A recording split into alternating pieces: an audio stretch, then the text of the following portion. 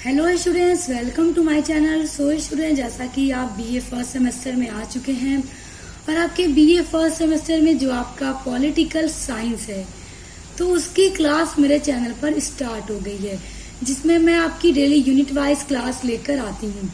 तो देखिए, आज की वीडियो में हम आपका यूनिट नंबर 5 पढ़ेंगे।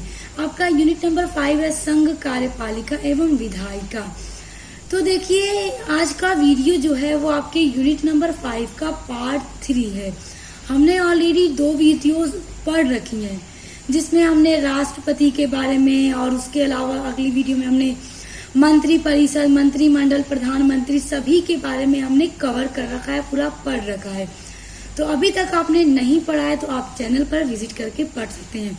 देखिए, मैं आपको इसी वीडियो के डिस्क्रिप्शन बॉक्स में एक प्लेलिस्ट की लिंक दे दूंगी पॉलिटिकल साइंस की, तो आप उस लिंक को ओपन करके अपने और वीडियोस को पढ़ लीजिएगा। चलिए, आज की वीडियो में हम पढ़ते हैं लोकसभा और राज्यसभा के बारे में। तो सबसे पहले हम लोकसभा के बारे में पढ़ेंगे। देखिए, भारतीय संविधान का जो अनुच्छेद 79 है उसमें व्यवस्था है कि देश के लिए एक संसद होगा जो कि राष्ट्रपति एवं 2 सदनों लोकसभा एवं राज्यसभा से मिलकर बनेगी। देखिए, जो हमारे भारत का संसद है उसमें राष्ट्रपति, लोकसभा एवं राज्यसभा से मिलकर हमारे भारत का संसद बनता है।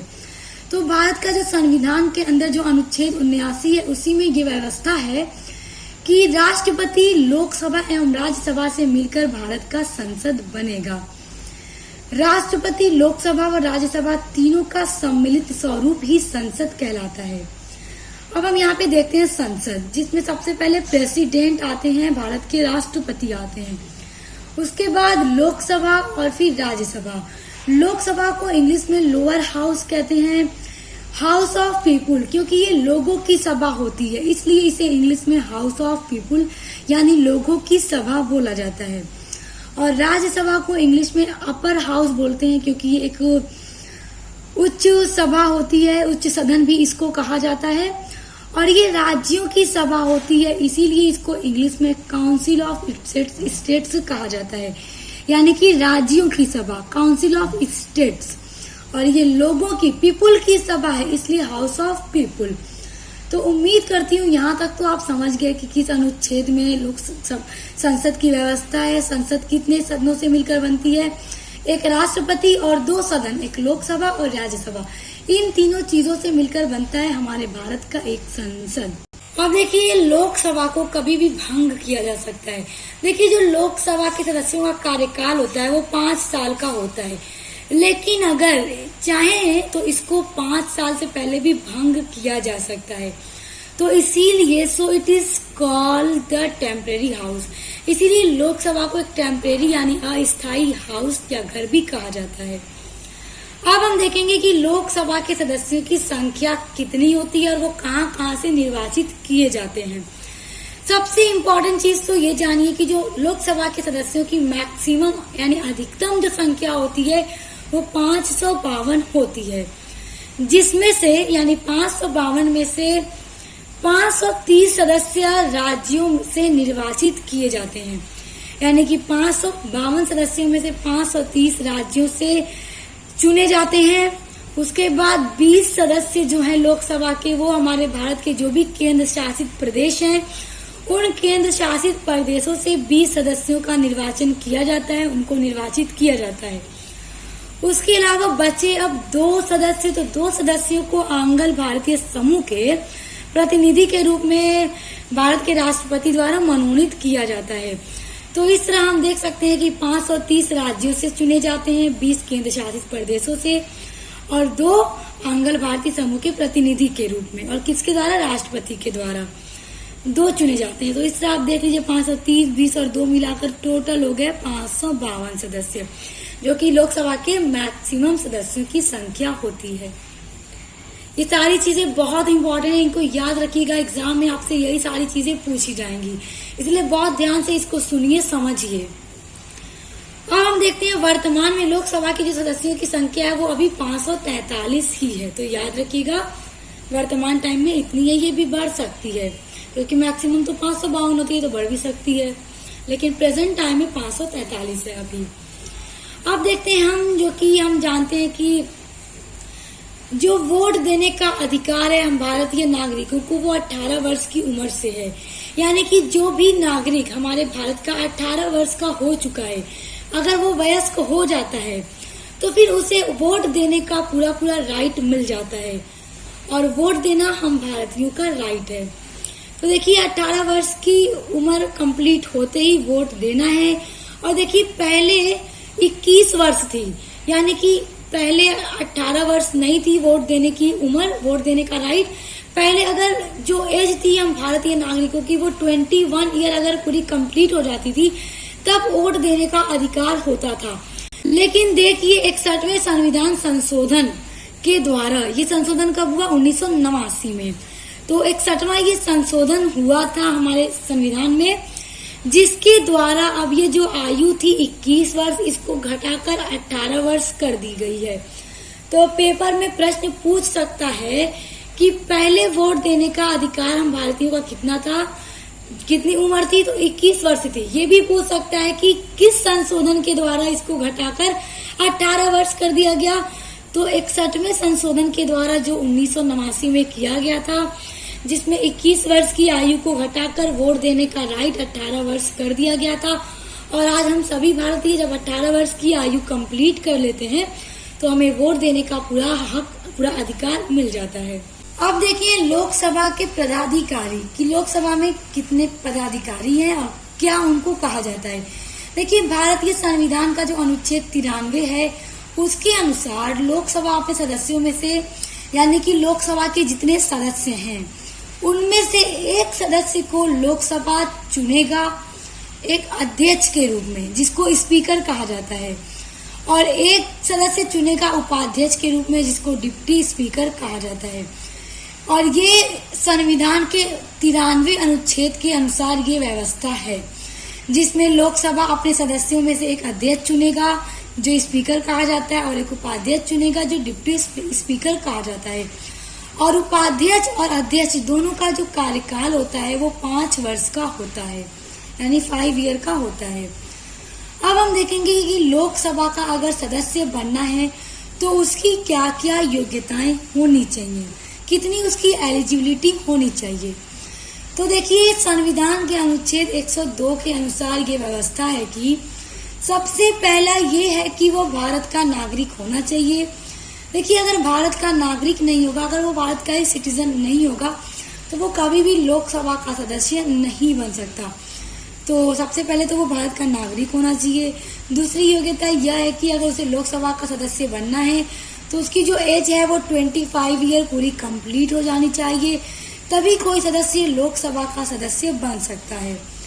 वह पागल अथवा दिवालिया नहीं होना चाहिए। पागल या फिर दिवालिया आदमी भी लोकसभा का सदस्य कभी नहीं बन सकता। उसके बाद संसद के द्वारा किसी अन्य कानून के आधार पर अयोग्य न घोषित किया गया हो, यानी कि संसद के द्वारा अगर किसी व्यक्ति को लोकसभा का सदस्य बनना है तो अगर वह व्यक्ति संसद के द्वारा किसी अन्य कानून के आधार पर किसी और पद पर अयोग्य घोषित कर दिया गया होगा तो भी वो लोकसभा का सदस्य नहीं बन पाएगा। अगला है कि देश के किसी भी लोकसभा निर्वाचन क्षेत्र की मतदाता सूची में उसका नाम अंकित हो। जो मतदाता सूची होती है उसमें जिसको भी सदस्य बनना है लोकसभा का, उसके निर्वाचन क्षेत्र में जहाँ भी निर्वाचन क्षेत्र है उनमें उसका नाम अंकित होना चाहिए उस सूची में, तभी तो उसको निर्वाचन किया जाएगा, तभी तो वो लोकसभा का सदस्य बन पाएगा। तो इसलिए ये योग्यताएं उसके अंदर होनी चाहिए। तो ये 5 योग्यताएं हैं जो लोकसभा का सदस्य बनने के लिए बहुत ज्यादा इम्पोर्टेंट है। तो आई होप आप लोकसभा के सदस्यों की संख्या कितनी है, कहाँ से लिए जाते हैं, पदाधिकारी कौन होते हैं और क्या उनकी योग्यताएं होती हैं, आप बहुत अच्छे से समझ गए होंगे। आइए अब हम राज्यसभा के बारे में पढ़ते हैं। अब देखिए हम पढ़ेंगे राज्यसभा के बारे में, जिसको बोलते हैं राज्यों की सभा, यानी कि काउंसिल ऑफ स्टेट्स, जो कि अपर हाउस या फिर उच्च सदन के भी नाम से जाना जाता है। तो ये सारी चीजें आप याद रखिएगा। राज्यसभा को upper house, council of states या फिर उच्च सदन के नाम से जाना जाता है। संविधान के सेक्शन 80 और सब सेक्शन 1 के अनुसार राज्यसभा के सदस्यों की जो अधिकतम संख्या होती है, जो मैक्सिमम जो मेंबरशिप होती है, जो वो 250 हो सकती है। किस संविधान के अनुच्छेद 80 सबसेक्शन 1 के अनुसार। ओके, अधिकतम संख्या कितनी होगी राज्यसभा के सदस्यों की? 250, जिसमें से 12 सदस्य राष्ट्रपति द्वारा मनोनिर्देशित किए जाते हैं और 238 जो सदस्य होते हैं उनको राज्यों और संघ राज्य क्षेत्रों से प्रतिनिधि होते हैं।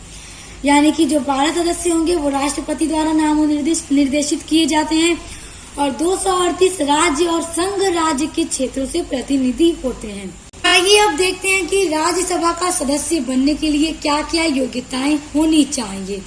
देखिए, ये सारी चीजें बहुत इंपॉर्टेंट है, एग्जाम में पूछी जाती है कि राज्यसभा का सदस्य बनने के लिए क्या योग्यताएं होनी चाहिए, लोकसभा का सदस्य बनने के लिए क्या योग्यताएं होनी चाहिए, लोकसभा के पदाधिकारी को क्या कहते हैं। तो एक अध्यक्ष होता है और एक उपाध्यक्ष होता है लोकसभा में। अब हम देख रहे हैं कि राज्यसभा के सदस्यों की क्या योग्यताएं होती हैं। सबसे पहली योग्यता तो यही है कि वो भारत का नागरिक होना चाहिए। चाहे लोकसभा का सदस्य बनना है, चाहे राज्यसभा का सदस्य बनना है, चाहे राष्ट्रपति बनना हो, प्रधानमंत्री बनना हो, सबसे पहली योग्यता कि वो भारत का नागरिक होना चाहिए। दूसरी योग्यता यह है राज्यसभा का सदस्य बनने के लिए कि उसकी जो आयु होगी वो 30 वर्ष यानी 30 ईयर कंप्लीट हो जानी चाहिए। 30 वर्ष की आयु पूरी करने के बाद ही वो राज्यसभा का सदस्य बनेगा।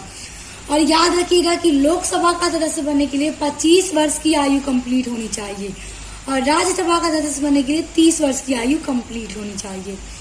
तीसरी योग्यता यह है कि वह संघ अथवा राज्य सरकार के अधीन किसी लाभ के पद पर न हो, यानी कि वो किसी अन्य लाभ के पद पर न हो। संघ अथवा राज्य सरकार के अधीन ही वो किसी अन्य लाभ के पद पर नहीं होगा, तभी राज्यसभा का सदस्य बन पाएगा। तो उसके बाद कि वो आदमी जिसको राज्यसभा का सदस्य बनना है वो पागल या दिवालिया न हो। अगर वो पागल या फिर दिवालिया होगा तो वो कभी भी सदस्य नहीं बन पाएगा राज्यसभा का। उसके बाद अगली योग्यता यह है कि संसद द्वारा निर्धारित सभी शर्तें पूरी करता हो, यानी कि संसद के द्वारा जो भी शर्तें निर्धारित की जाती हैं कि एक सदस्य को क्या क्या शर्तें माननी है या फिर जो भी शर्तें निर्धारित की जाती हैं तो वो उन सभी शर्तों को पूरा करता हो, तभी वो राज्यसभा का सदस्य बन पाएगा। तो स्टूडेंट्स, आई होप आप यहाँ तक समझ गए होंगे। आइए अब इसके कार्यकाल के बारे में पढ़ते हैं, यानी राज्यसभा के कार्यकाल के बारे में। देखिए, संविधान के सेक्शन 83 सब सेक्शन 1 के अनुसार यह एक अस्थायी सदन है जिसको कभी भी भंग नहीं किया जा सकता है। और अभी हमने क्या पढ़ा था लोकसभा में कि लोकसभा को कभी भी भंग किया जा सकता है, इस तरह हम उसे टेम्परेरी हाउस भी कहते हैं। लेकिन राज्यसभा टेम्परेरी नहीं होता है, इसको कभी भी भंग नहीं किया जा सकता। ये परमानेंट हाउस है, ये एक अस्थायी सदन है। इसके सदन के 1/3 सदस्य यानी कि राज्यसभा के 1/3 सदस्य जो होते हैं वो प्रति दूसरे वर्ष अवकाश ग्रहण करते हैं, यानी रिटायर होते हैं। और उनके स्थान पर यानी जो भी 1/3 सदस्य अवकाश लेते हैं, ग्रहण करते हैं, रिटायर होते हैं, तो उनकी जगह पर नए सदस्यों का निर्वाचन हो जाता है। और प्रत्येक सदस्यों का जो कार्यकाल है वो 6 वर्ष का होता है। याद रखिएगा, राज्यसभा के सदस्यों का कार्यकाल 6 वर्ष का होता है और लोकसभा के सदस्यों का कार्यकाल 5 वर्ष का होता है। और लोकसभा एक अस्थायी सदन है जिसे कभी भी भंग कर सकते हैं, मगर राज्यसभा अस्थायी नहीं है, यह अस्थायी सदन है जिसे कभी भी भंग नहीं किया जा सकता। अब देखेंगे हम पदाधिकारी, यानी कि राज्यसभा में कितने प्रमुख पदाधिकारी होते हैं। लोकसभा में हमने देखा 2 प्रमुख पदाधिकारी होते हैं, एक अध्यक्ष एक उपाध्यक्ष। और राज्यसभा में भी 2 प्रमुख पदाधिकारी होते हैं, एक होता है सभापति, दूसरा होता है उपसभापति। तो ये सारी छोटी छोटी इम्पोर्टेंट चीजें आपको याद रखनी है क्योंकि बहुत ज्यादा इम्पोर्टेंट है। भारत का उपराष्ट्रपति राज्यसभा का पदेन सभापति होता है। देखिए, जो भारत का उपराष्ट्रपति होता है वही राज्यसभा का पदेन सभापति भी होता है तथा राज्यसभा अपने सदस्यों में से एक सदस्य को उपसभापति निर्वाचित कर लेती है। देखिए, जो उपराष्ट्रपति होता है भारत का वही राज्यसभा का पदेन सभापति होता है और उसके अलावा राज्यसभा में और भी जो सदस्य होते हैं, तो उसमें से राज्यसभा अपने सभी सदस्यों में से किसी एक सदस्य को उपसभापति निर्वाचित कर लेती है। तो इस तरह से 2 सदस्य हो गए, एक तो उपराष्ट्रपति हो गया सभापति, और दूसरा राज्यसभा अपने सदस्यों में से निर्वाचित कर लेती है कि कौन उपसभापति होगा। इस तरह दो पदाधिकारी हो गए राज्यसभा के भी। उपराष्ट्रपति को राज्यसभा के सभापति के रूप में 4 लाख प्रतिमाह वेतन और संसद द्वारा निश्चित भत्ते एवं सुविधाएं भी प्राप्त होती हैं। देखिए, जो उपराष्ट्रपति होते हैं उनको राज्यसभा के सभापति के रूप में 4 लाख रुपया प्रति माह यानी कि उनकी मंथ की सैलरी होती है। और उसके अलावा संसद के द्वारा जो निश्चित भत्ते या फिर जो भी सुविधाएं, जो भी फैसिलिटी दी जाती हैं, वो भी उनको दी जाती हैं। तो आई होप आज की वीडियो में आप लोकसभा और राज्यसभा के बारे में सब कुछ बहुत अच्छे से समझ गए होंगे, और उम्मीद करते हैं यह वीडियो देखने के बाद अब आपको इसमें कहीं पर भी कंफ्यूजन या कोई डाउट नहीं होगा, सब कुछ क्लियर हो गया होगा। अगर बहुत अच्छे से समझ में आ गया है तो वीडियो को लाइक जरूर कर दीजिएगा और कमेंट जरूर कीजिएगा, और वीडियो को ज्यादा से ज्यादा शेयर कीजिए स्टूडेंट्स, ताकि सभी लोगों तक वीडियोस पहुंच सकें और सभी लोग आसानी से पढ़ाई कर सकें। तो आगे की वीडियोस भी हम इसी तरह से लगातार लेकर आते रहेंगे आप लोगों के लिए। आप लोग पढ़ते रहिए, आपको सारी चीजें मेरे चैनल पर प्रोवाइड कराई जाती है, नोट्स दिए जाते हैं, एक्सप्लेनेशन दिए जाते हैं, model paper, important question answer सब कुछ दिया जाता है। तो आप बस अच्छे से पढ़ते रहिए, एग्जाम की तैयारी करते रहिए। हम मिलते हैं नेक्स्ट वीडियो के साथ।